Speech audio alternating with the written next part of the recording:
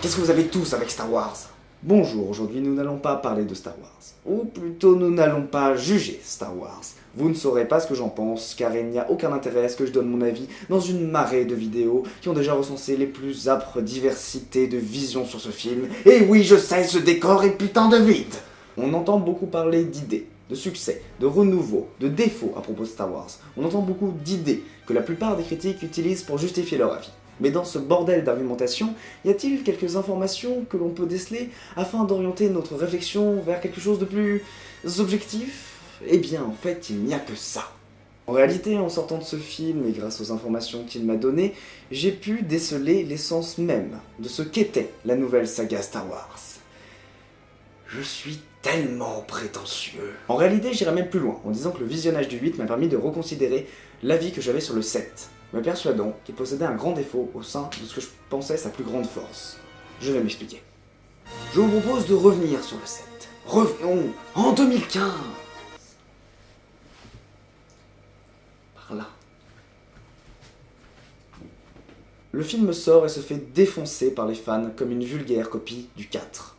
Et moi, j'essaye de voir plus loin que cet écran de haine et de colère, et me fais le défenseur de J.J. Abrams en justifiant sa démarche. Le réveil de la force est décrit par un mot, renaissance. Mais pas n'importe laquelle. Renaissance esthétique.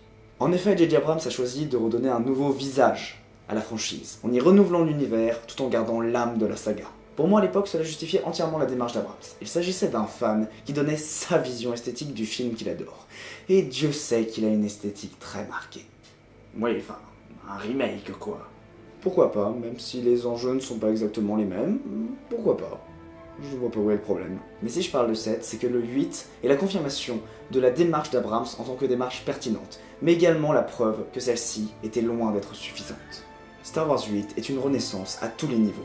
Une renaissance esthétique, avec sa réinvention des designs, des lieux qui font écho dans nos esprits, et bien entendu, des combats eux-mêmes. Une renaissance dans le montage, des idées qui n'avaient jamais été exploitées, comme du montage répétitif ou même des jump cuts. Une renaissance dans l'écriture, avec l'introduction de conflits psychologiques et politiques, et notamment avec le personnage de Benicio del Toro. Et même, et surtout, une renaissance dans le texte. Car le thème principal de Star Wars 8 est justement la renaissance. D'abord, un reset de tout ce que le 7 avait déjà fait. Ensuite, une renaissance du nouveau sur le vieux, avec la destruction du nouvel ordre et de l'Empire, la renaissance de Jedi, la mort de Luke, évidemment la renaissance de la Force avec le garçon au balai. Maintenant, on a même la mort de Snoke, qui symbolise la victoire des jeunes qui détruisent ce qui est vieux, puissant et bien entendu enraciné. On a même un Yoda joué par Franco Oz qui s'y met en détruisant l'héritage porté par les Jedi. Évidemment, ce n'est pas tout, puisque le film fait tout pour être différent. Mais là où ça devient intéressant, c'est qu'il le fait dans le respect de la démarche d'Abrams, c'est-à-dire en faisant directement écho aux vieux films Star Wars, notamment la trilogie, et ici particulièrement l'épisode 5. La poursuite par le Crusader comme la poursuite du Falcon, l'entraînement du héros par un maître ancien, la révélation sur les parents, le piège attisé par le Supreme Leader, etc., etc., etc. Star Wars 8, c'est le 7, à toutes les échelles filmiques.